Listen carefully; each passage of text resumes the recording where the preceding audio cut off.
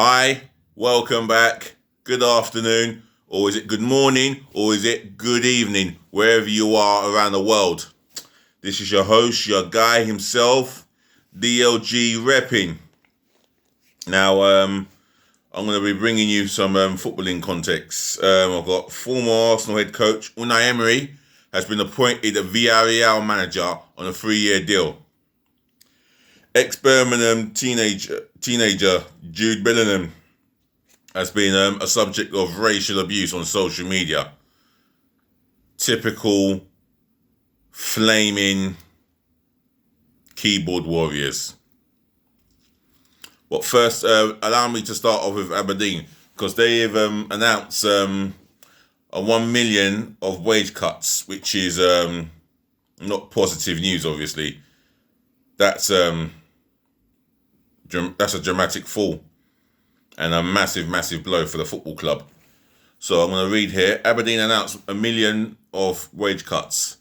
Aberdeen have announced 1 million of pay cuts to help plug a 10 million shortfall due to the coronavirus pandemic. Staff earning over 30,000 per year have agreed to take reductions averaging 20%. Oh, that's quite a lot of money, you know, if you're on a 30 grand a year job. The club say the deal will close a widening funding gap caused by being unable to start the new campaign in front of fans. Our situation is becoming unsustainable, said Chairman Dave Cormack. So that's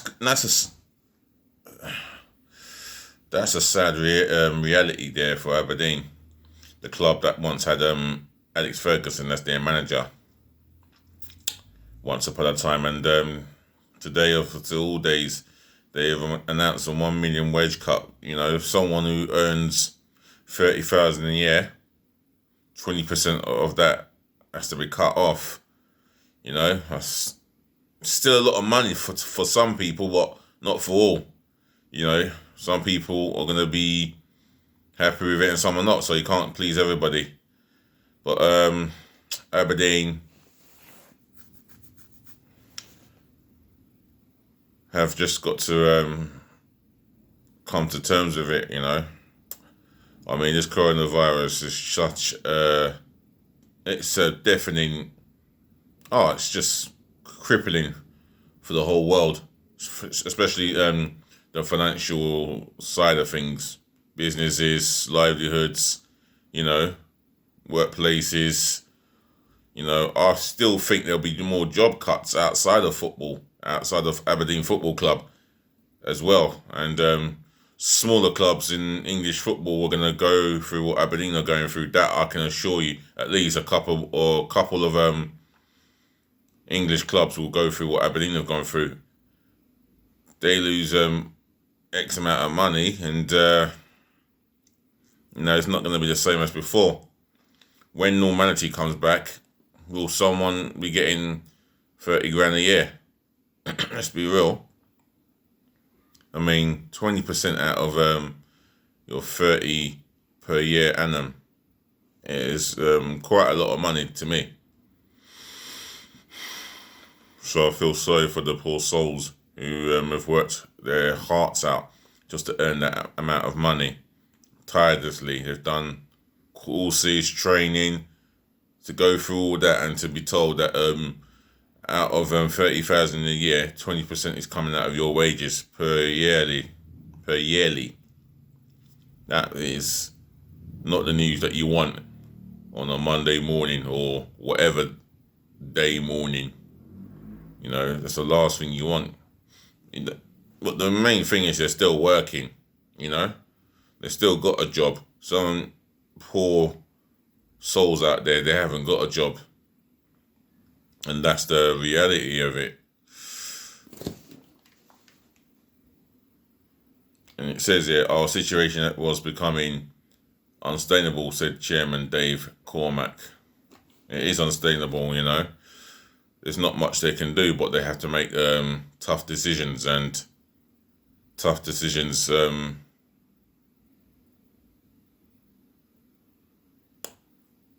it is, tough decisions. It is, and that's the way it's got to be. So, poor Aberdeen. I mean, Aberdeen fans, or anyone connected with the club, if you have your views on this topic, then leave it in my comment section below, and I'll do my best to have a conversation with you guys. I mean, it's not nice losing money, just because of a situation or cutbacks in I don't know, for accessories, merchandising, commercials, etc., etc. It is not nice to have a cutback, but it's what's best for Aberdeen Football Club, just to keep the organisation alive and for the foreseeable future, as well as its traditional history as well. So, no risk of tarnishing Aberdeen Football Club. Anyway, moving on to other news. Former Arsenal head coach Unai Emery has been appointed manager, or should I say head coach of Villareal, the club that Santi Cazorla played for, who he's leaving to go to Al Sadd. He's been appointed since he was sacked by Arsenal in November, and now he's got a 3-year deal. I mean, what a funny turnaround it would be if he goes on to win Europa League. I mean, he is technically and officially a Europa League expert. Won it 3 times in a row with Seville, but got spanked by Chelsea when he was in charge of us. We were spanked, and that's because defensively we were not set up in a cup final. I don't care what cup final it is, whether it's a League Cup to the Champions League final, you've got to defensively be on guard. If you get attacked in a boxing match, you use this to cover up, So if you're getting attacked by a football team whose offensive abilities are better than yours, you use your defensive ability, and you got to drill that. And obviously, defensively with him, we were worse than what we were with Wenger. That says a lot. But at the same time, I fully applaud him for going in there and trying his utmost best to change the philosophy, change the culture of the player's mindset, especially what we call here the mentality, because that mentality has got us embarrassing defeats, and he really wanted to try his hardest, but the players were not allowing it, or some of the Arsenal players were not allowing it because they were too busy taking a piss out of his accent. But yet, he has he has flaws of his own. I mean, your Southampton, the Leicesters, the defeats, the draws, he was setting the team up incorrectly, and at times it just feels like he was not enjoying watching Arsenal. It got to the point where we as fans, we were not enjoying watching Arsenal. It was getting really depressing, and the agony was just pouring in and in and in. So in the end, they had to make a decision and then dismiss him. And we go on to have Mikel Arteta, who's defensively, he's improved us quite a lot. I mean, evidently, Liverpool and Man City in a space of a week has proved how far we've come defensively compared to where we've been in how many years? In 10, 13, up to 15 years defensively, we've been a sack of shit. Let's be truthful about it. We've been that worse under Emery. We wonder why we finished outside the top 4. And that started with Wenger, Emery, and we're about to finish 10th or 9th for the first time this season. But this is not about Arsenal. This is about Arsenal. This is about how Emery managed us. And he's got to shed the responsibility. He's responsible for the reason why we've struggled around mid-table this season. He is solely responsible. Arteta's come in and he's had to pick up the pieces and work with what he has in his hands, or what he has at his disposal, should I say, because his hands are more or less tied, especially if Kroenke does not back him. And we are screaming and pleading and begging for Kroenke to back him.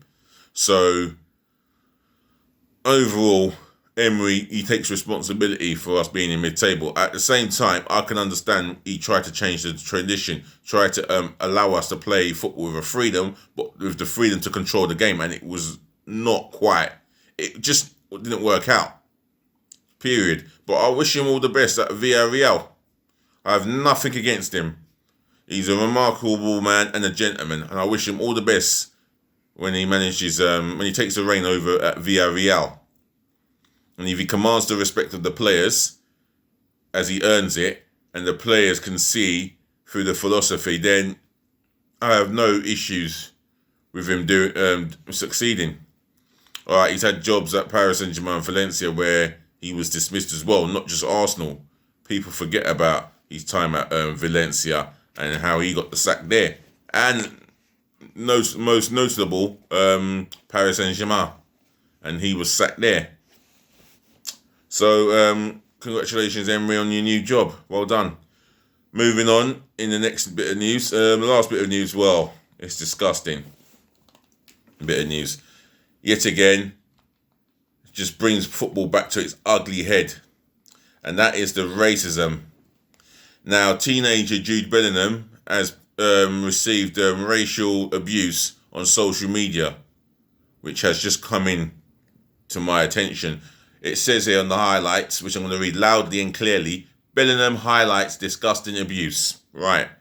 Teenager Jude Bellingham has been the target of racist abuse on social media after an emotional final game for Birmingham City.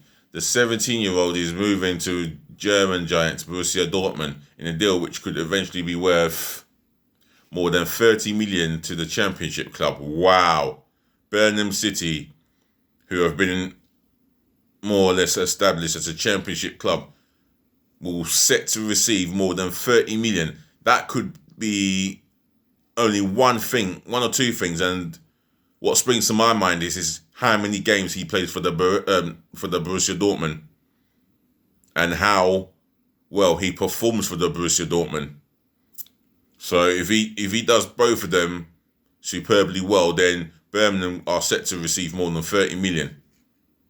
That could make fortunes. That can transfer fortunes on the pitch for Birmingham City. You would like to think, or Birmingham City fans would like to think that that 30 million could be used to upgrade some of the players they want, and some of the players they don't want they can get rid of to bring in funds to bring in better players. It's like the Arsenal thing, innit? So well done to Birmingham City there in that sense. Police are investigating a Twitter post which Bellingham described as disgusting. Times have changed. More has to be done, he added. Yes, times have changed, but there's still a lot of work to be done. To be honest with you, you can never get rid of discrimination, whether racism, fascism, culture clashes, religion, etc., etc. You can't get rid of discrimination. It's always going to be there. And we just have to accept that as part of our reality. However, yeah, it's not every day that I will get racially abused or I will get discriminated against for no reason when I walk the streets of my local area. However, it's still there. It's still on its ugly head, and that's the darkest of jobs for the authority, is to get rid of this plague. You know, a lot more education needs to be invested, especially within this country. However, I've said what I've had to say on that, and I wish Jude Bellingham all the best, and I hope he receives the justice as well with it. So yeah, well done, Jude Bellingham, on your move to Borussia Dortmund, and I believe you'll go on to learn a lot and grow into a bigger and better player for it. So that leaves me to wrap this up and say once again to the ladies, to the gentlemen, to the boys, to the girls, thank you for listening. Thank you for tuning in. Thank you for putting up with me, yeah? Yet again, I apologise for no evening screening. That's totally my fault, and I should have been more upfront with you there. Or I should have told you from the start that maybe I wasn't really gonna come back home in time to do a home evening video. But nevertheless, I will be doing a video for this evening. So once again, peace, love, and bless. And thank you for your support and your love. I couldn't have asked for anything more. And I would like to say, whatever I've been talking about, if you want to discuss what I've been talking about, then drop it in the comment section below. Smash the thumbs up like button, and make sure you subscribe to DLG Reppin. That's me, DLG Reppin, yeah? Smash that subscribe button hard and passionately and all over the place, left, right, and centre. Just make sure you smash that button, yeah? I want to see more than 42 subscribers. I want to see as many subscribers as possible, as long as I am alive on this planet. Thank you once again, yeah? I'll wrap this up and say, have a nice day, enjoy your day. I'm out.